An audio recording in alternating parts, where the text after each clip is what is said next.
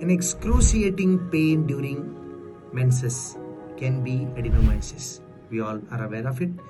If you get a scan report of adenomyosis with symptoms of pain during menses and pain during intercourse, it can be adenomyosis.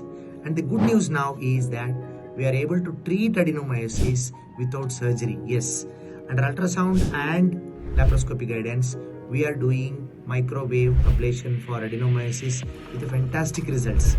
Women are getting 80 to 90% cure from their dysmenorrhea.